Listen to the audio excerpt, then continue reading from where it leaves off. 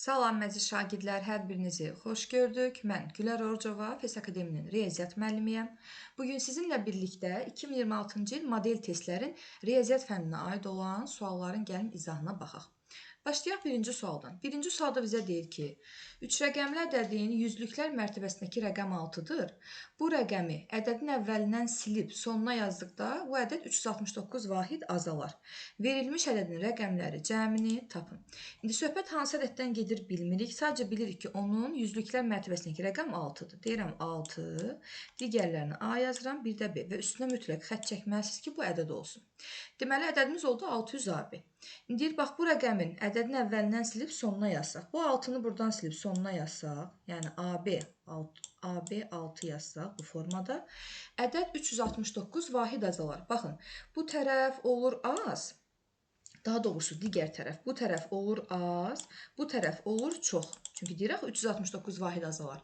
Biz də həmişə riyaziyyatda demişik ki, az olan tərəf hansıdırsa, bax onu artırmaq, onu çoxaltmaq lazımdır ki, gəlib digər tərəfə bərabər olsun. Aydındır? İndi bu AB 6-nı sağ tərəfdən keçirdirik sol tərəfə. Olur 6AB ədədi, çıxılsın AB 6 ədədi, bərabərdir 369-a. Bunu gəlin bir dənə alt-alta çıxma yolunu sınayaq. Görək bir-birindən çıxanda alınacaq. Deməli, burada yazıram. 6 AB ədədindən çıxmalıyıq AB 6 ədədini. Bərabər olmalıdır 369-a. Bax, fikir verin. B-dən 6-nı çıxıblar, cavab alınıb 9. Deməli, burada 5 olmalıdır ki, bax, burada 5 olmalıdır ki, A-dan bir vahid götürək, 15-dən 6 çıxanda cavab olsun 9. Deməli, bu B-nin 5 olduğunu tapdıq. Yazırıq bura. B bərabərdir 5-ə. İndi B 5-dirsə, buraya yazıram 5. 6-nın üstünə 5 gələndə 11. Buradan da bir vahid götürmüşüksə olur 12. Deməli, burada 2 yazırıq. Bura 2-dirsə, fikir verin, 6-dan da bir vahid götürmüşük. 5, 5-dən də 2 çıxanda 3. Həqiqətən də 625-dən biz çıxsaq 256-nı doğrudan da düzgün cavab 369 alınmış olar. Deməli, bizim ədədimiz hansıdır uşaqlar? 625 ədədi olmuş olur. Bizdən də bu verilmiş ədədin rəqəmləri cəmini soruşur. Deməli, 6 üstə gəl 2 üstə gəl 5 düzgün cavab 13-ə bərabər olmuş olur. Yəni, birinci sualda testimizin düzgün cavabı olur C bəndi, C variantı. Keçək növbəti suala. Baxırıq burada ikinci suala. Deyir ki, abituriyent kitabın 30%-ni, sonra isə qalan hissənin 25%-ni oxuduqdan sonra 210 səhifə qalarsa, kitab neçə səhifədir? Deməli, kitabın səhifələrinin sayını bilmirik, olsun x. Baxın, 30% oxunubsa, normalda 100% deyil kitab, 30% oxunubsa, 100 çıxılsın 30, 70% qalıb. Deməli, x-in %70-i tapılmalıdır. Bu olur kitabın qalan səhifələrinin sayı. Sonra deyir ki, qalan hissənin 25%-i yenə oxunub. İndi 25% oxunubsa 100 çıx 25, yerdə qalır 75. Deməli, 75% yenə qalmalıdır və ən sonda qalan səhifə sayı bərabərdir 210-a. Bax, fikir verin uşaqlar. X səhifə kitab var, bilmirəm neçə səhifədir. 30% oxunub, qalıb 70%. Ona görə biz qalanı tapdıq. Bax, bu hal-hazırda qalan hissədir. Sonra deyir ki, bu qalan hissəndə 25% oxunubsa qalır 75%. Ona görə qalan hissənin payını 75-ə vurub 100-ə bölməliyik. Bu da bərabər olmalıdır 210-a. İndi buradan x-i tapaq. Elə başdan 70 ilə 210-u ixtisar aparaq. Burada qalsın 3 dəfə, burada olsun 1 dəfə. 75 ilə 100-ü 25-i ixtisar aparaq. Burada 4 dəfə, burada 3 dəfə. Bu 3 ilə də bu 3-ü ixtisar aparıq, olur burada 1. Deməli, x bölünsün. 100-ü 4-ə vuranda olur 400 bərabərdir 1-ə. Çarpaz vuranda x bərabər olur 400-ə. Yəni, kitab neçə səhifədir? Düzgün cavab kitab 400 səhifə olmuş olur. B bəndi, B variantı. Keçək növbəti suala. Baxırıq burada 3-cü sual. Bizə deyir ki, O mərkəzli çevrəyə AB toxunanı və AD kəsəni çəkilmişdir.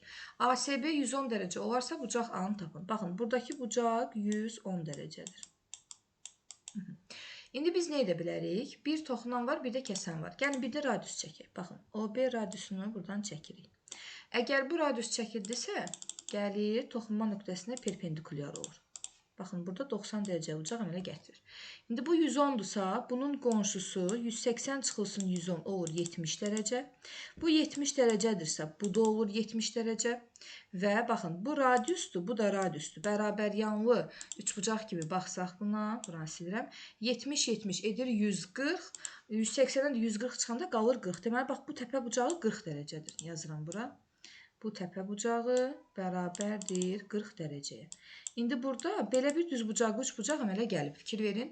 A, B, O. Düzbucaqlı üçbucaq əmələ gəlib. Bir bucağı 90-dır. Bir iti bucağı 40-dırsa, deməli, digər iti bucağı 100% 50 dərəcəyə bərabər olmalı uşaqlar. Çünki 90 çıxılsın 40 bərabərdir 50-yə. Yəni, 3-cü sualda testimizin düzgün cavabı olur Y bəndi, Y variantı. Belə, baxırıq 4-cü suala. Nə deyir 4-cü sualda bizə? Deyir ki, bu bərabərliyi ödəyən A və B tam ədədləri üçün 3A üstəgəl B ifadəsinin qiymətini tapın. Baxın, bu 72-ni 36 dəfə 2 yaza bilərik. Bunu sadələşdirməliyik. 50-ni 25 dəfə 2 yaza bilərik. 27-ni isə deməli 9 dəfə 3 yaza bilərik. Bərabərdir. Hər iki bu hissəni saxlayıram. Baxın, 36-dan 6 çıxır, amma 2 qalır kökün altında. 25, 5 çıxır, 2 qalır kökün altında. 9-dan da 3 çıxır, amma bu 3 qalır kökün altında. Bərabərdir. 6 kök altında 2-dən 5 kök altında 2-ni çıxsaq, qalır 1 kök altında 2 və üstə gəl 3 kök altında 3 olduğu kimi qalır. İndi bax, fikir verin, bu ifadə ilə bu ifadə bir-birinə bərabərdir. Bax, bununla bu. Bir-birinə bərabərdir. İndi buradan açıq-aşkar görünür ki, kök altında 2-nin qarşısında dayanan əmsal burada 1-dir. Ona görə A-nın qiyməti bərabər olur 1-ə. Kök altında 3-ün qarşısında dayanan əmsal B-dir, o da 3-dür. B də bərabər olur 3-ə. İndi bizdən nəyi tələb edir? 3A üstəgəl B-ni tapmalıyıq. Yəni, 3A üstəgəl B bərabər 3 vurulsun. A-nın qiyməti 1-dir, B-nin qiyməti 3-dür. Bu da 3 üstəgəl 3 düzgün cavab 6-ya bərabər olmuş olur. Yəni, 4-cü sualda testimizin düzgün cavabı olur Y bəndi, Y variantı. Keçək növbəti suala. Baxırıq burada 5-ci sual. 5-ci sualda bizə deyir ki, A və B rəqəmləri üçün, baxın, bu ifadənin qiymətini tapın. Birinci növbədə bu ifadəni sadələşdirmək üçün, baxın, yazırıq A tam. Bu dövrdə B deyil, olacaq 9-da B. Özü saf dövrünlük kəsirdir. Bu da olacaq B tam 9-da A. Əvvəlcə surəti sadələşdirək. Bu da bərabər olur 9-da. A-nı 9-a vurursan, olur 9-a, üstünə gəlirsən B-ni. Bu da olur 9-da. B-ni vurursan 9-da, olur 9B, üstünə gəlirsən A-nı. Bu da bərabər olur 9-da. Bax, fikir verin. 9A-nın bu A-nı toplayırsınız, olur 10A. Bu B-lə 9B-ni toplayırsınız, olur 10B. Deməli, buradan 10-u çıxardırsınız mötərizənin xaricinə. Qalır A üstəgəl B, bölünsün 9. İndi bu da bölünsün AB-dirsə, tərsinə çevrilir. 1 bölünsün A plus B olmuş olur. Bu A üstəgəl B ilə A üstəgəl B ixtisar gedir. Düzgün cavab 9-da 10 alınmış olur. Yəni, testimizin düzgün cavabı olur C bəndi, C variantı. Baxırıq 6-cı suala. 6-cı sualda bizə deyir ki, tərəfi 7 sm olan düzgün altıbucaqlının böyük diaqonallarının cəmini tapın. Yadda saxlayın ki, bir böyük diaqonal 2A düsturundan hesablanır. İndi tərəfi 7-dirsə, gətirib bunu 2-yə vurmalısınız. 2 dəfə 7 bərabər olur 14-ə. Əgər bir böyük diaqonal 14-dürsə, bizdən bütün böyük diaqonalların cəmini istəyir. 3 dənə də böyük diaqonal olduğu üçün uşaqlar 3 ilə vurursunuz 14-ə, o da bərabər olur 42 sm. Deməli, düzgün altıbucaqda neçə böyük diaqonal oldu? 3 böyük diaqonal olmuş oldu. Ona görə 6-cı suala testimizin düzgün cavabı olur D bəndi, D variantı. Keçək növbəti suala. Baxırıq burada 7-ci suala. Bizə deyir ki, bu ifadəni sadələşdirin. Əvvəlcə A kvadrat çıxılsın 4-ü biz kvadratlar fərqi kimi ayırırıq. Bir dəfə yazırıq A çıxılsın 2, bir dəfə yazırıq A üstə gəlsin 2. İndi məxrəcdə də A çıx 2 var, buna dəymirik. Çıxılsın. Buradakı məxrəc olduğu kimi qalır. A-nın kvadratı üstə gəl 2A üstə gəl 4. Baxın, yuxarıdakı ifadəyə kublar fərqi kimi baxacaq. Çünki bu 8-də 2-nin kubudur. Yəni, sanki burada A-nın kubu çıx, B-nin kubu yazılıb uşaqlar. Deməli, bir dəfə olmalıdır A çıxılsın 2. İkinci mötərizə buna görə yazılır. Birincinin kvadratı üstə gəl. Bununla bunun hasili üstə gəl 4. Bu da bərabərdir. Bu A çıx 2 ilə A çıx 2 gedir. Qalır sadəcə burada A üstə gəl 2. Və çıxılsın bu ifadə ilə bu ifadə gedir. Qalır təkcə bu mötərizə. Fikir verin. Siz də bu mötərizəni qarşısında mənfiyə görə açmalısınız. Olur mənfi A üstə gəl 2. Bu da bərabərdir. Bu A-lar gedir. 2 ilə də 2-ni toplayanda olur 4. Yəni 7-ci sualda testimizin düzgün cavabı olur B bəndi, B variantı. Baxırıq növbəti 8-ci suala. Deyir bizə ki, ABC bərabər yanlı üçbucağında AB BC-yə bərabərdir, bərabər yanlıdır. DY AB-yə perpendikulyardır, DF də BC. Bucaq B 45 dərəcədir, DY 5-dir. Gəlin yazaq bura. DY bərabərdir 5-ə, DF bərabərdir 3 olarsa AB-nin uzunluğunu tapmağı tələb edir. Ümumiyyətlə, bax, bu xassədən istifadə edəcəm ki, uşaqlar. Fikir verin, bu iki dənə hündürlük, daha doğrusu hündürlük demək, perpendikular çəkilib 5 və 3-dür. Bu ikisinin cəmi bizim bu üçbucağın hündürlüyünə bərabər olmuş olur. Bir daha deyirəm, bu ikisinin cəmi bu üçbucağın, ABC üçbucağının hündürlüyünə bərabər olmuş olur. O zaman deyə bilərsiniz ki, 5 ilə də 3-ü toplayanda düzgün cavab olur 8 uşaqlar. Fikir verin, bura 8-dir. Düzbucaq üçbucaq yarım baxıb. Bura 45-dirsə, avtomatik burada 45 dərəcə olur. Bura 8-dirsə, avtomatik burada 8 olur və qaydamız var ki, bərabər yan düzbucaq üçbucaqda yan tərəf hər zaman, daha doğrusu hipotenuz hər zaman katetin kök altında ikimisinə bərabərdir. Ona görə siz də nə edirsiniz? Deməli, 8-i vurursunuz kök altında 2, düzgün cavab olur 8 kök altında 2, yəni B bəndi B variantı bizim düzgün cavabımız olmuş olur. Belə, keçək növbəti suala. Baxırıq burada 9-cu suala. Deyir ki, bax, bu tənli ilə verilmiş çevrə A nöqtəsindən keçir. A-nın koordinatları da 5 və 1-dir. Bu çevrənin radiusunu tapmağı tələb edir. Yaxşı. Çevrənin tənliyini gəlin yadınıza salaq. Necə idi çevrənin tənliyi? X çıxılsın A-nın kvadratı, bir də Y çıxılsın B-nin kvadratı. Bu bərabər idi radiusun kvadratına, yəni R kvadratına. İndi buradan, amma bu axı bizim çevrənin, yəni belə deyək, tənliyi formasında deyil. Ona görə nə etməliyik? Bunu sadələşdirməliyik. Birinci növbədə burada x kvadrat çıxılsın 4x-ə dəymir uşaqlar. Bu olduğu kimi qalır. Amma bu 4x-i, yəni 4-ü daha doğrusu bölürük yarıya, olur 2. Onun da kvadratı olur 4. Deməli, bura bir dənə 4 artırmalıyıq. Bunu özümüzdən əlavə etdik. Bir dənə çıx 4 bura yazırıq. Daha sonra üstə gəl y kvadratını yazırıq. Y kvadratını yazırıq. Sadəcə bir dənə bir şey deyim ki, bu 5 1 nöqtəsindən keçirdi. Fikir verin. Deyir A 5 1 nöqtəsindən keçirdi. 5 1-i gətirib burada yerinə yazıb A-nı bir dənə birinci tapaq uşaqlar. Deməli, 5 və 1-i gətirib yerinə yazsaq, X-in qiyməti 5-dir, Y-in qiyməti isə 1 deməkdir. Deməli, yazıram buradan. 5-in kvadratı 25, 4 dəfə 5, 20. Y-da 1 idi axı, 1-in kvadratı elə 1 eləyir. 1-i A-ya vuranda olur A, çıx 12, bərabərdir 0-a. İndi buradan A-nı tapmaq istəyir. 25-dən 20-ni çıxanda 5, üstünə 1 gələndə 6, 6-dan 12-ni çıxanda olur -6, digər tərəfə keçəndə olur müsbət 6. Deməli, A-nın qiyməti 6-dır. Buraya yazıram 6. Aha. İndi bu tənliyi tamamlasaq, y kvadrat yazılıb. Üstə gəl 6y yazıram. 6-nın yarısı eləyir 3. 3-ün də kvadratı 9. Bu üstə gəl 9 özümdən yazımsa, mütləq bura bir dənə çıx 9 əlavə etməliyəm. Və çıxılsın 12-yə də dəymirəm, bərabərdir 0-a. İndi buradan bura qədər olan ifadə bizim üçün olur x çıxılsın 2-nin kvadratı. Üstə gəl. Buradan bura qədər olan isə olur y üstə gəlsin 3-ün kvadratı. İndi -4, -9, -13, bu da -12 edir deməli -25. Digər tərəfə keçirdəndə olur müsbət 25. İndi bu müsbət 25-dirsə, biz axı bilirik, deməli, çevrənin tənliyində bu hissə R kvadratına bərabərdir. Ona görə tapırıq ki, buradan radius nəyə bərabərdir uşaqlar? Radius 5-ə bərabər olmuş olur. Ona görə 9-cu sualı testimizin düzgün cavabı olur A bəndi, A variantı. Keçirik növbəti suala. Baxırıq burada 10-cu sual. Deyir ki, bu ifadəni sadələşdirin. Gəlin sadələşdirək. Bax, burada biz diqqətlə baxsaq, fikir verin. Bu 18, 9-un 2 mislidir. Yəni, siz buna kosinus 2 alfa kimi baxa bilərsiniz. Aydındır. Kosinus 2 alfanın bir neçə açılışının düsturu var uşaqlar. Mən sadəcə kosinus iştirak edən düsturun açılışını yazacağım. Yəni, 2 kosinus kvadrat alfa çıxılsın 1. Ona görə bu surətdə bir üstə gəl kosinus 9 olduğu kimi qalır. Yəni, buna dəymirik. Üstə gəl. Bunun da açılışını yazırıq bu formada. 2, deməli, kosinus kvadrat 9 çıx 1. Bölünsün məxrəcdə də. Məxrəcimiz hələ ki olduğu kimi qalsın. Əslində bunu da sinus 2x kimi var. Fikir verin, sinus 18 9-un 2 mislidir. Buna da 2 vur 9 kimi baxsaq, yəni sinus 2 alfanın açılışını yazsaq uşaqlar, olur burada 2 sinus alfa vurulsun kosinus alfa. Deməli, sinus 9-u olduğu kimi yazırıq. Üstə gəl. Bu sinus 18-ə sinus 2 alfa kimi baxmadıq. Yazırıq 2 sinus 9 vurulsun kosinus 9. Bu vurmadı. Vurulsun, deməli, kosinus 9 bərabərdir. İndi fikir verin, burada müsbət 1 ilə -1 gedir. Və yerdə qalan kosinus x, üstə gəl 2 kosinus kvadrat x-dan, mən buna x kimi baxıram, kosinus x-i çıxardırsınız mötərizənin xaricinə. İndi kosinus 9 mötərizənin xaricinə çıxdısa, burada qalır 1, üstə gəl 2 kosinus x. Məxrəcə fikir verin. Sinus 9 ortaqdır.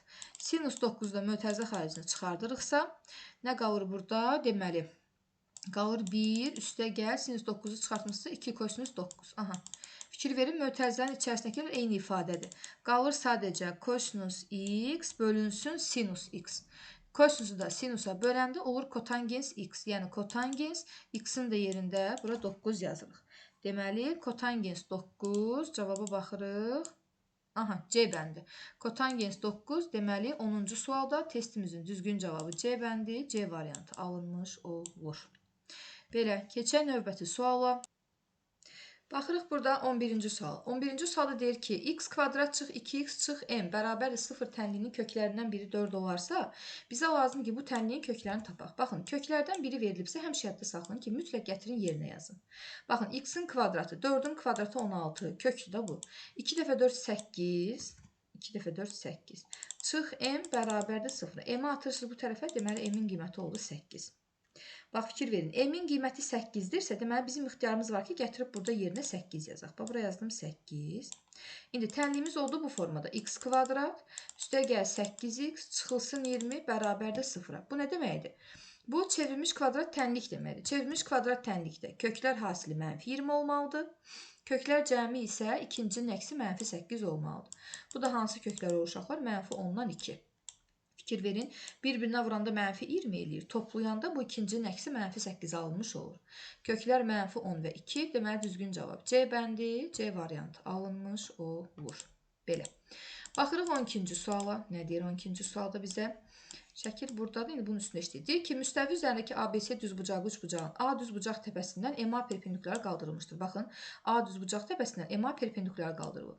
MD BC-yə perpendikulyardır. MD BC-yə bəli göstərilib.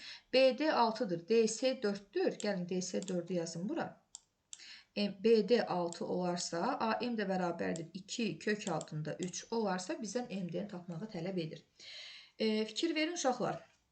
Deməli, bu hissə bura perpendikulyardır. Buna bir mail kimi baxsaq, BD. Bunun bir kölgəsi deyək də, proyeksiyasını çəksə, bax, olur bu formada. Və fikir verin, burada nəyə diqqət etməlisiniz? Siz 3 perpendikulyar teoremi var. Əgər o, yəni 3 perpendikulyar teoremi hələ də zəif bilənlər varsa, mütləq oxusunlar. 3 perpendikulyar teoremi budur ki, əgər mail bu müstəvi üzərindəki hər hansısa bir düz xəttə perpendikulyardırsa, yəni bu 90-dırsa, bunun qonşusu da 90 olacaq. Hər hansısa bir düz xəttə perpendikulyardırsa, onun proyeksiyası da gəlir bura perpendikulyar olmuş olur. Yəni həmin düz xəttdə də, bura deyəndə, həmin düz xəttə perpendikulyar olmuş olur. İndi bax, diqqətlə baxın, əgər bu buna perpendikulyardırsa, deməli, burada belə bir düz bucaqlı üçbucaq var və bu düz bucaqlı üçbucaqda düz bucaq təpəsindən hündürlüyü çəkilib uşaqlar, fikir verin. Görə bilirik bu hissəni. Düz bucaq təpəsindən belə bir hündürlük çəkilib. Ona görə bu hündürlüyü biz tapa bilərik. Niyə? H kvadrat bərabərdir, M vurulsun N-ə. Deməli, bu da eləyəcək 6 dəfə 4, o da bərabərdir 24-ə. H kvadrat 24-dürsə, deməli, H özü bərabər olacaq kök altında 24-ə. Gətirib buraya yazıram, kök altında 24. İndi digər tərəfdən burada belə bir düz bucaqlı üçbucaq var, uşaqlar. Bax, fikir verin. Bax, bu, bir də bu. İndi bu düz bucaqlı üçbucaqda bizdən MD-ni tapmağı tələb edir. MD burada nə sayılır? Hipotenus sayılır. Məsələn, bura bir C desək, Pifagor teoremindən istifadə edib C-nin kvadratı bərabərdir katetlərin kvadratları cəminə. Kök altı 24-ün kvadratı elə 24 eləyir. Üstə gəl. 2 kök altı 3-ün də kvadratı 4 dəfə 3, o da 12 olmuş olur. 24 ilə 12-ni toplasaq 36. Əgər C kvadrat 36-dırsa, deməli hipotenusun özü də 6-ya bərabər olmuş olur. Varianta baxırıq. A bəndi. Deməli, düzgün cavab burada A bəndi, A variantı alınmış olur 12-ci sualda. Keçək növbəti suala. Baxırıq burada 13-cü suala. Deyir ki, Z kompleks ədədinin həqiqi hissəsini tapın. Bunu sadələşdirmək lazımdır. Z bərabərdir. Birinci mötərizəyə dəymirik. 1 çıx i olduğu kimi qalır. Bu olur 1 üstə gəl. 17 deyil, tez bölün 4-ə. Bütün qüvvətlər 4-ə bölünür. 17-ni 4-ə böləndə qalıq 1 qalır. Yəni i üstü 1-dir. Onu bura yazmıram. Burada da 1 üstə gəl. Deməli, 19-u 4-ə böləndə i-nin kubu qalır. Əslində bu i-nin kubunu da sadələşdirə bilərsiniz. Necə? I-nin kvadratı vurulsun i. I-nin kvadratı özü mənfi 1-dir. Mənfi 1 də vuranda i-yə olur mənfi i. Gətirib buraya yazıram mənfi i. Bu da əslində bunu mənfiyə çevirdə demək olar. Mənfi. Deməli, mənfi i-nin özü. Formada baxaq. Aha. Deməli, bir daha uşaqlar, baxın, bu 1 çıx i olduğu kimi qalır. Burada 1 üstə gəl i'dirsə, çünki 17-ni böldük 4-ə, 16 qalıq 1 qaldı. 19-u böldür 4-ə, qalıq 3 qaldı. Bunu da i'nin kubu, i kvadrat vurulsun i kimi göstərə bilərik. i'nin kvadratı zaten -1-dir. -1 də vuranda 1 çıxılsın i olmuş oldu. Əla. Hər birini sadələşdirəndən sonra, indi bax fikir verin. Burada 1 çıxılsın i'ni. Bax bu 1 çıx i'ni olduğu kimi saxlayın. Birinci olan mötərizəni. Bunu a üstə gəl b, a minus b kimi yazaq. Olsun birincinin kvadratı, çıxılsın ikincinin kvadratı. Bu da bərabərdir. 1 çıxılsın i olduğu kimi qalır. Bu hissəyə fikir verin bir dənə. i kvadrat -1 deməkdir. Baxın. Bu mənfi olur 1 üstə gəl 1. Yəni 2. İndi 2-ni də vurub mötərizəyə açanda olur 2 çıxılsın 2i. Bu xəyali hissədir, bu həqiqi hissədir. Bizdən də həqiqi hissəni soruşursa, deməli düzgün cavab 2 alınmış olacaq. 13-cü sualda testimizin düzgün cavabı olur A bəndi, A variantı. 14-cü suala baxaq. Nədir 14-cü sual? Deyir ki, A 15B ədədi silsilənir. B 12A isə həndəs silsilənir. Ardıcıl hədləri olarsa A kvadrat üstə gəl B kvadrat cəmini tapın. Birinci növbədə yadda saxlamaq lazımdır ki, ədədi silsilədə ardıcıl hədlər verilərsə, ortada dayanan hədd digərlərinin ədədi ortasına bərabərdir. A üstə gəl B bölünsün 2. Buradan çarpaz vursaz A üstə gəl B bərabər olur 30-a. Bu 1. Amma həndəsi silsilədə ardıcıl hədlər verilərsə, o zaman ortada dayanan özü, daha doğrusu oradakının kvadratı bərabər olmalıdır kənardakıların hasilini. A vur B-yə. Onda buradan da A vur B nəyə bərabər olur? 144-ə bərabər olmuş olur. Bizdən tələb etdiyi nədir? Bizdən tələb etdiyi deməli, A kvadrat üstə gəlsin B kvadratı tapmaqdır. Bunu da gəlin köməkçi müxtəsər vurma düsturu kimi açılışını yazaq. Deməli, niyə düz xəttimiz düz olmur? Aha, yazaq buradan. A-nın kvadratı üstə gəl B-nin kvadratı bərabərdir. Bunu üstə gəlmə ilə yazacağım. Yəni A üstə gəl B-nin kvadratı çıxılsın 2AB. Bu da bərabərdir. A üstə gəl B 30-dur. Kvadratı olur 900. 2AB. Deməli 2 dəfə. Çünki biz AB-ni 144 almışıq axı. 2 dəfə 144 o da bərabər olur 288-ə. 900-dən də 288 çıxsaq düzgün cavab 612 alınmış olur.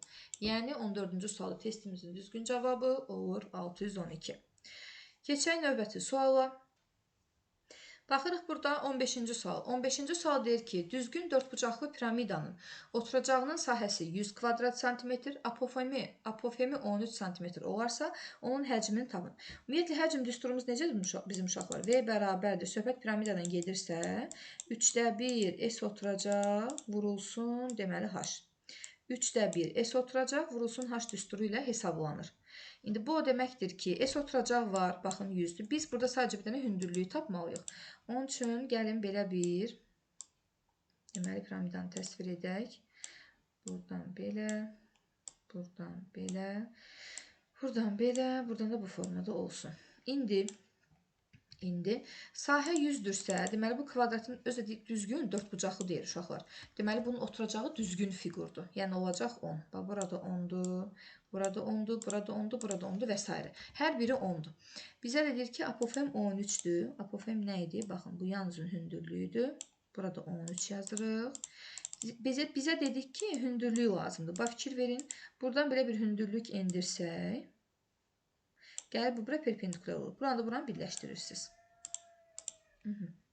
Fikir verin, bu bütöv şəkildə 10 deyil. Deməli, bu onun yarısıdır axı. O zaman onun yarısı olacaq 5. Və burada düz bucaqlı 3 bucaq əmələ gəlib. Bax, bir daha onu göstərirəm. Belə bir düz bucaqlı 3 bucaq əmələ gəlib. İndi bu düz bucaqlı 3 bucaqda hipotenuz 13-dür. Katetlərdən biri 5-dirsə, deməli, digər katet nəyə bərabər olmuş olacaq? 12-yə bərabər olmuş olacaq. Bu digər katet dediyimizdə elə hündürlüyün özüdür uşaqlar. Deməli, hündürlük bərabərdir 12. Qutardı. İndi gətirib yerinə qoyuruq. 3də 1 vurulsun. S oturacaq 100, vurulsun 12. 12 ilə 3 ixtisar gedir. 4 eləyir. 4-ü də 100-ə vursaq, düzgün cavab, deməli 400 alınmış olur. 15-ci sualda testin cavabı olur 400. Keçək növbəti suala. Baxırıq burada 16-cı suala. Belə bir loqaritmik ifadə deyir, bu ifadənin qiymətini tapın. Birinci növbədə burada hər birinin tərs çevirmək lazımdır. Çünki baxın, bu da 80-dir, bu da 80-dir, bu da 80-dir. Deməli, hər birinin əsasını 80-ə gətirmək lazımdır. Burada olur 2 vurulsun. Tərsinə çevirəndə əsasla loqaritmlə ədədin yeri dəyişir. Olur 80 əsasdan kök altında 2. Üstə gəl, bu tərsinə çevrilir. Olur loqaritm 80 əsasdan 5. Bu da tərsinə çevriləcək. Olacaq deməli 3 vurulsun. Məxrəcdə 2 var, düzdürmü? Onda bu elə 2-də 3 qalır uşaqlar. 2-də 3, bu doğru loqaritmə 80 əsasdan deməli 4. İndi bu da bərabərdir. Bu 2 keçir burada kökün qüvvətinə. Olur kök altda 2-nin kvadratı. Yəni loqaritmə 80 əsasdan 2. Üstə gəl. Bu elə olduğu kimi qalır. 80 əsasdan 5. Üstə gəl. Bu 2-də 3 qalxır bura qüvvətə. Baxın 4 üstü 2-də 3 olur. 4 özü 2-nin kvadratıdır. Bunun da qüvvətində 2-də 3 varsa, bu 2-lər gedir. 2-nin kubu o da eləyir 8. Yəni burada olur loqaritma 80 əsasdan 8. Fikir verin, əsaslar eynidir. Ortada üstə gəlmə var. Deməli, əsası eyni saxlayıb bu vurulacaq. Olacaq nə? 2 vur 5 vur 8. Bu da bərabərdir uşaqlar. Loqaritmə 80 əsasdan 2-ni 5-ə vuranda 10, 10 da 8-ə vuranda 80 eləyir. Deməli, bunun da cavabı 1-ə bərabər olmuş olur. 16-cı sualda. Belə, baxırıq 17-ci suala. Nə deyir bizdə? Deyir ki, tangens 4x bərabərdir kotangens 50 olarsa, bu tənliyin 0-180 parçasındakı köklərinin cəmini tapın. Tangens kotangens bu formada eyni, yəni işlənilməyəcək. Bu kotangens 50-ni tangensə çevirmək lazımdır. Ona görə eyni trigonometri funksiya ilə işləyirik. Tangens 4x bərabərdir tangens 40-a.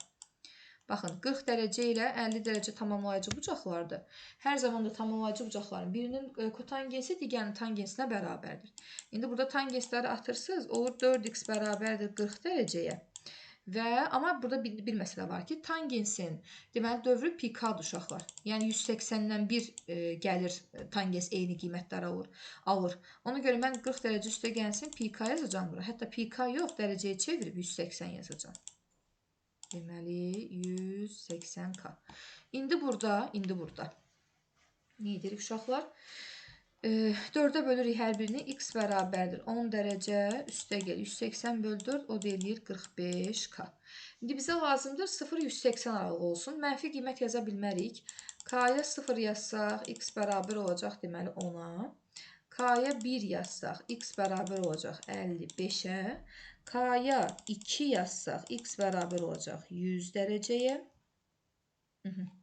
Və K-ya 3 yazsaq, 4 yaza bilmərəm çünki 180-i aşıb keçəcək. 4 lazım deyil, 3-də dayanmalısınız. 3, 45, 135, üstünə də 10 gələndə cavab 145 alınmış olur. İndi bunların cəmini istəyir bizdən bir dənə, baxın. Cəmini dərəcə ilə tapın. Cəmini istəyirsə, onda bunları toplasaq, deməli, 145-in üstünə 55 gəlsək, olur, deməli, 200. Bu 200, bu 10-la da 100'ü toplasaq eləyir 110. 200-lə də 110 toplasaq, deməli, düzgün cavab 310 dərəcə alınmış olur. 17-ci sualda testimizin düzgün cavabı olur 310 dərəcə. Belə, keçək növbəti suala. Baxırıq burada 18-ci suala. Deyir ki, doğranı oturacağının radiusundan 4 dəfə böyük olan konusun yan səthinin açılışındakı sektorun mərkəzi bucağının dərəcə ölçüsünü tapın. Bax, fikir verin. Konusun yan səthinin açılışı, konus ümumiyyətlə bu düz bucağı, üç bucağın bir tərəfi, yəni bir katet ətrafında fırlanmasından yaranır. Bunun deyir, yan səthinin açılışında sektorun mərkəzi bucağını tap. Siz burada artıq qaydanı bilməlisiniz ki, konusun, deməli, yan səthinin açılışında oradakı bu sektor alfa ilə bağlı olan düsturumuz uşaqlar buradan yazın. R bərabərdir. L vurulsun, alfa bölünsün 360 düsturundan hesablanacaq. R radiusdur. L doğrandır. Bu da alfa ilə mərkəz bucaqdır. Bölü 360. Sadəcə bu sizə deyir ki, bu doğran oturacağından deyir 4 dəfə böyükdür. Yəni, oturacaqdan 4 dəfə böyükdürsə, daha doğrusu radiusdan 4 dəfə böyükdürsə, 4 R-ə bərabərdir. Bax, fikir verin. Bu doğranı buradan silirəm. R-i sildik. Yerinə gətirib yazırıq 4R. Sonra bu R ilə bu R-i ixtisar aparırız. Burada 1 qalır. Yəni ki, 1 bərabərdir. 4 vurulsun. Alfa bölünsün 360. Bununla bunu ixtisar aparırıq. Burada 90 qalır. Sonra çarpaz vurulmalısınız. 90-ı 1-ə vurursunuz və tapırsınız ki, həmin bu alfa bucağı 90 dərəcəyə bərabər olmuş olur. 18-ci sualda testimizin düzgün cavabı 90 dərəcəyə alınmış olur. Keçək növbəti suala. Baxırıq burada 19-cu suala. Deyir ki, 3 üzü qırmızı, 2 üzü yaşıl, 1 üzü sarı rəngdə olan kubu 3 dəfə ardıcıl atdıqda üst üzə düşən rənglərin müxtəlif olması hadisəsinin ehtimalını tapın. Deməli, ola bilər ki, baxın, birinci halda, baxın, düşsün qırmızı, sonra yaşıl, sonra sarı. İndi bunların yerini dəyişirəm. Qırmızı, sarı və ya yaşıl. Və ya yaşıl düşə bilər, qırmızı düşə bilər, sarı olar. Bunların yerini dəyişirəm. Yaşıl, sarı, qırmızı. Bir də ola bilər ki, ilk sarı düşsün, sonra qırmızı olsun, sonra yaşıl olsun. Ola bilər ki, deməli, sarı olsun, yaşıl olsun, qırmızı olsun. İndi hər biri üçün ayrı-ayrı ehtimal tapacağam. Bax, birinciyə baxsaq. Qırmızının düşmə ehtimalı, deməli 3, 2, 1. 6 üzü var da. 6-da qırmızının düşmə ehtimalı 6-da 3-dür. Vurulsun. Yaşıla baxsaq, 2 üzü yaşıldır. 6-da 2. Vurulsun. Deməli, sarı üzü var. Orada bir dənə də olacaq 6-da 1. Bunu hesablayanda 3 dəfə 2, 6 edir. Bundan ixtisar gedir, olur 36-da 1. Baxın, bu birincinin ehtimalı oldu. İndi ikincinin ehtimalını hesablayıram. Qırmızı düşmə yenə 6-da 3, sarı olma 6-da 1, yaşıl olması 6-da 2. Məsələn, bax, hər ehtimal qarşı bir dənə bunu hesablayayım. Yaşıl 6-da 2, qırmızı 6-da 3, sarı 6-da 1. Bunu niyə göstərmək istədim? Uşaqlar, fikir verin. Hər birinin hesablamasında kəsrlər eynidir. Bax, 6-da 3, 6-da 2, 6-da 1. 6-da 3, 6-da 1, 6-da 2 və ya 6-da 2, 6-da 3 fərqində ki, vurğuların yerini dəyişəndə hasil dəyişmir. Hər birində vurğular eyni olduğu üçün deməli bunların hamısında cavab nə alınacaq? 36-da 1 alınmış olacaq. Bax, burada da 36-da 1 olacaq. Burada yəni hamısında cavab 36-da 1 alınmış olacaq. Və bunlar belə deyək də, eyni anda baş verəcək hadisələr deyil. Bunlardan biri olacaq uşaqlar. Ona görə 6 dənə halı da toplasam, yəni 6 dəfə mən 36-da 1-i toplasam, onda belə çıxır ki, 6 vurulsun 36-da 1. Bununla da bu ixtisar getsə uşaqlar, düzgün cavab 6-da 1-ə bərabər olmuş olacaq. 19-cu sualda testimizin düzgün cavabı olur 6-da 1. Keçək növbəti suala. Baxırıq burada 20-ci suala. Deyir ki, D1, D2 və D3 düz xətləri bir nöqtədə kəsişir. Alfa, beta və qamma bucaqlarının dərəcə ölçüləri uyğun olaraq 3, 5, 4 ədədlərlə düz mütənasib olarsa, alfa, beta və qamma bucaqlarının dərəcə ölçülərini tapın. Deməli, bunlarla düz mütənasibdirsə, alfanın betaya, onun da qammaya nisbəti bərabərdir 3-ün 5-ə, onun da 4-ə nisbəti. Deməli, alfa olur 3x, beta olur 5x, qamma olur 4x. Baxın, bu 4x buradakı bucaqla qarşılıqlı bucaqdır. Onu da yazırıq bura. Onda diqqətlə baxsaq, bu 3 bucağın cəmi bizə açıq bucağı verir. Yəni 180 dərəcəni. 3 üstə gəl 4, 7, 7 üstə gəl 5, 12. 12x bərabərdir 180 dərəcədirsə, buradan x bərabər olur 15 dərəcəyə. İndi x əgər 15 dərəcədirsə, bizdən bu alfa, beta, qamma bucaqların dərəcələrini yəni soruşur ayrı-ayrı. Ona görə 3 dəfə 15, bura olur 45 dərəcə. 4 dəfə 15, deməli bura olur 60 dərəcə. 5 dəfə 15, burada 75 dərəcə olmuş olur. Bura 60-da, deməli burada 60-dır. Alfa bucağı 45 dərəcədir uşaqlar, beta bucağı 75 dərəcədir. Qamma bucağı isə 60 dərəcəyə bərabər olmuş olur 20-ci sualda. Keçək növbəti suala. Baxırıq burada 21-ci suala. Deməli, modul daxilində x çıx a kiçik bərabərdir b olarsa, bu bərabərsinin həllər çoxluğu -3 və 9 aralığı olarsa, a vurulsun b hasilini tapmağı tələb edir. İndi burada baxın, x çıxılsın a kiçik bərabərlə işarə olanda həmişə bu 2 qat bərabərliyə çevrilir. Yəni, kiçik bərabərdir b-dən, böyük bərabərdir -b-dən. İndi hər tərəfin üstünə a gələm. Bunun da üstünə a gələm, bunun da üstünə a gələm, bunun da üstünə a gələm. Bu olur x kiçik bərabərdir. Bura olur a üstə gəl b. İndi bunun da üstünə a gələndə fikir verin. Yəni, -b üstə gəl a yazmaqdansa, bunu a çıxılsın b formasında yaza bilərik. Yazıram a çıx b. Və deməli, bunun həllər çoxluğu, baxın, a çıx b ilə a üstə gəl b, bax, bu formada intervalı olmuş olur. Bu da bizə deyir ki, həllər çoxluğu, bax, bu aralıqdır. Onda bu o deməkdir ki, a çıx b-nin qiyməti olmalıdır -3, a üstə gəl b-nin qiyməti olmalıdır 9. Yazırıq buradan, a çıx b bərabərdir -3-ə, a üstə gəl b bərabərdir 9-a. Buradan sistemi alıb toplasaq, bunlar gedir. 2a bərabərdir 6-ya, a bərabər olur 3-ə. Gətirib yerinə qoysaq 9-dan da 3 çıxanda B bərabər olur 6-ya. Bizdən A vurulsun B hasilini soruşursa, deməli 6 dəfə 3, bunun da düzgün cavabı 18-ə bərabər olmuş olur. Yəni 21-ci sualda testimizin düzgün cavabı olur 18. Keçək növbəti suala. Baxırıq burada 22-ci sual. Bizə deyir ki, y bərabərdir 2x funksiyasının qrafiki B və C nöqtələrindən keçir. A-nın koordinatları 1 və 0-dır. Yəni bura 1-dir. Hə, bura 1-dir. Aha, deyir ki, S, A, B, C-dir. Gəlin bunu belə qaralayaq burada. Deməli, A, B, C 1-dədir. Bu trapesiyadır, fikir verin. Bunun deyir sahəsi bərabərdir 8 olarsa C nöqtəsinin koordinatlarını tapın.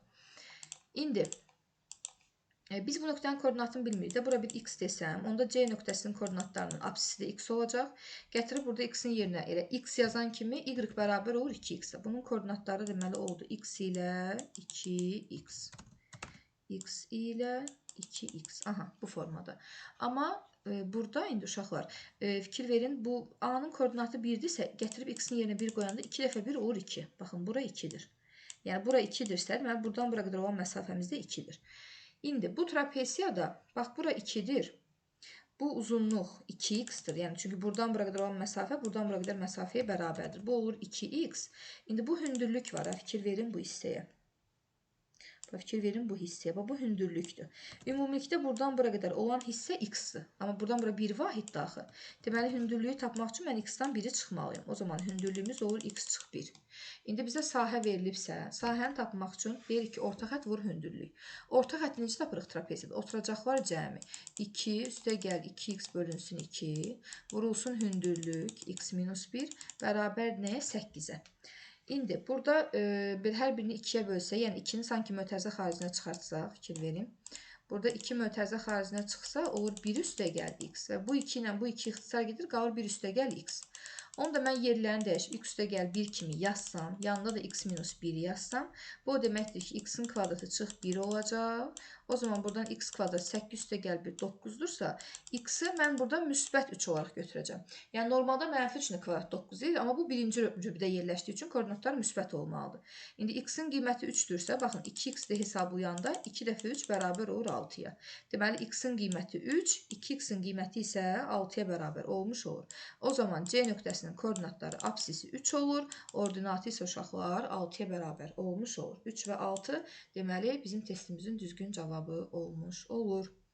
Keçək növbəti suala. Baxırıq burada 23-cü suala. Deyir ki, ABC üçbucağında AC BC-yə perpendikulyardır.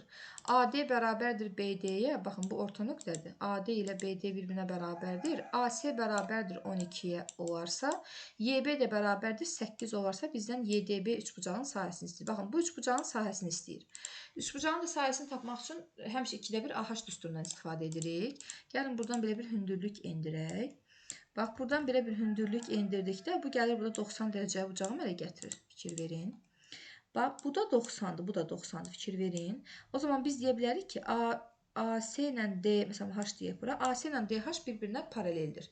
Niyə? Çünki iki paralel düz xətti üçüncü kəsəndə burada yalnız uyğun bucaqlar əmələ gəlir. Aydındır? Bu hündürlüyü çəkmişəmsə, bu da 90-dır, bu da 90-dırsa, deməli AC paralel oldu nəyə? DH-a. Paraleldə fikir verin, bu orta nöqtə idisə, deməli gəlir, bu da orta nöqtə olmuş olur da. Yalnızca bu, biz deyə bilərik ki, orta xətt, baxın, bu düz bucaq, uc bucaqda orta xətt bu tərəfə paraleldir və orta xətt əgər tərəfə paraleldirsə, o zaman paralel olduğu tərəfin yarısına bərabər olmalıdır. Deməli, bura 12-dirsə, bu avtomatik onun yarısı olmuş olur, yəni 6. İndi diqqətlə fikir verin, burada hansı üçbucaqdan söhbət gedir, hansının sahəsini istəyirdi? Y, D, B üçbucağının sahəsini istəyirdi. Fikir verin, oturacaq 8-dir və bu oturacağı çəkilmiş hündürlükdə 6-dır. Onda sahə düsturu 2-də 1 AH, yəni 2-də 1 vurulsun 8, vurulsun 6. 48 bölü 2, deməli sahə 24-ə bərabər olmuş olur. Həmin bu 23-cü sualdır uşaqlar. Yəni bu hissədə əsas diqqətli olun. Məncə bu hissəni yazan kimi artıq orada necə deyim, üçbucağın sahəsinin necə rahat tapıldığını görmüş olacaqsınız. Belə, keçək növbəti suala. Baxırıq burada 24-cü sual. 24-cü sualda bizə deyir ki, müəllimlər otağının məlumat lövhələrinin birincisində eyni ölçülü 3 kağızdan ikisi üfüqi, biri isə şaquli şəkildə asılmışdır. Bax, bunlar eyni ölçülüdür, unutmayaq. Üfüqi asılmış kağızların 2 sm uzunluğundakı hissəsi şaquli kağızın üzərini örtmüşdür. İkinci məlumat lövhəsində eyni kağızların ikisi şaquli, biri üfüqi formada asılmışdır. Şaquli asılan kağızların 3 sm uzunluğundakı hissəsi üfüqi kağızla ölçülmüşdür. Məlumat lövhələrində verilənlərə əsasən bir kağızın ölçülərini deməli tapın. Baxın, bunlar eyni, yəni ölçülü kağızlar da düzdür. Buradan bura qədər məsafəsi x-dırsa, bax, buranın eni ilə buranın eni eynidir, unutmayın, yaxşı.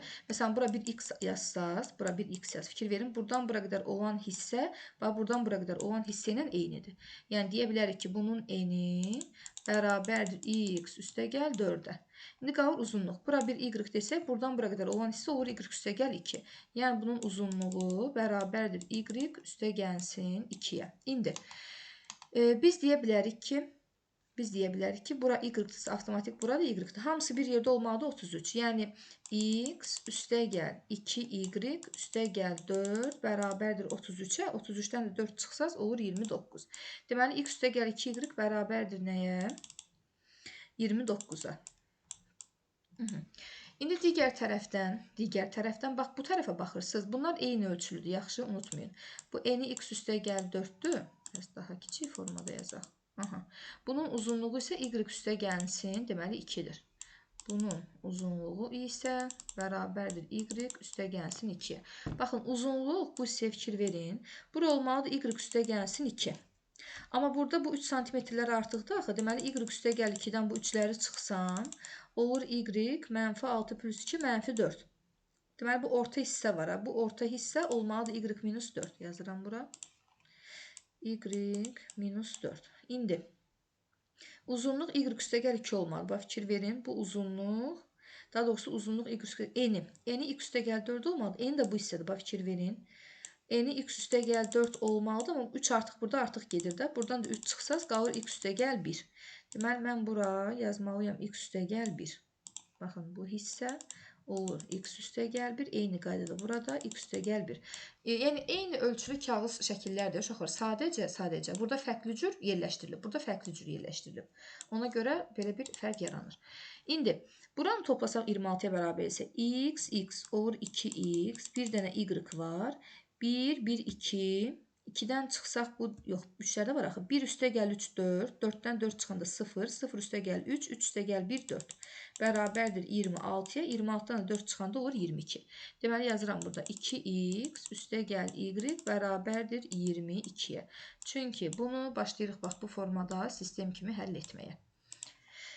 Necə həll edək? Aşağını 2-yə vursaq, deməli, yuxarı olduğu kimi qalır. X üstəgəl 2y bərabərdir 29-a. Aşağını 2-yə vursaq, 4x üstəgəlsin 2y bərabərdir 44-ə. Aşağıdakindən yuxarıdakini çıxsaq, olur 3x, 2y-lar gedir, 44 çıx 29, 15, x də bərabər olur 5-ə. X 5-dirsə, gətirib burada yerinə yazıb y tapıram.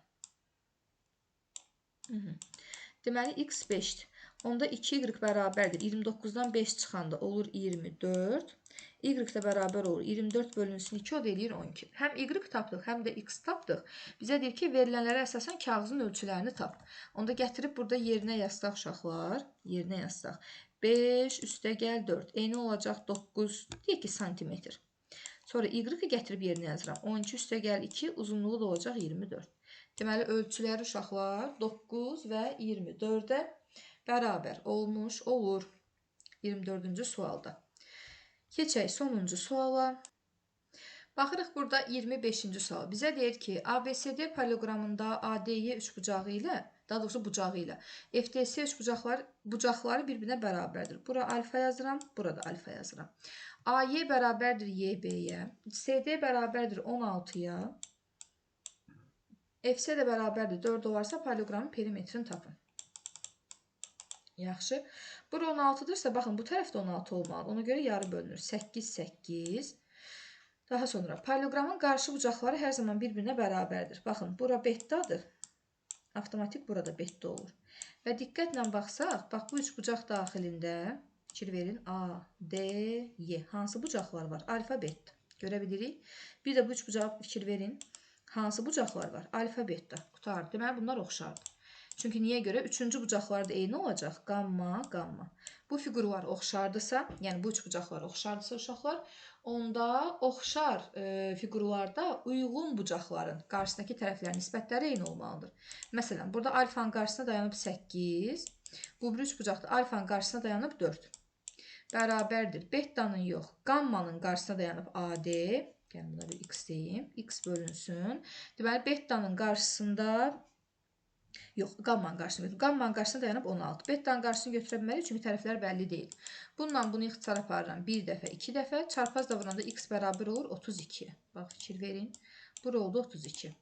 İndi bura 32-dirsə uşaqlar, bizdən nə istəyir? Hə, perimetr istəyir də. Deməli, bura 16-dır, burada 32-dir. Onda perimetr bərabərdir 2 vurulsun, 16 üstə gəlsin, 32. Bu deyilir 2 vurulsun, deməli, 48-ə. 2 dəfə 48, bunun da düzgün cavabı 96, deməli, alınmış olacaq. 25-ci sualda da testimizin düzgün cavabı 96 alınmış olur. Belə, bununla da bütün sualları yekunlaşdırmış olduq. Ümid edirəm ki, hər biri tam şəkildə bizə aydın olmuş oldu. Bugünkü izahımız haqqında bu qədər. Növbəti izahlarda yenidən görüşərik uşaqlar. Sağ olun, hələlik.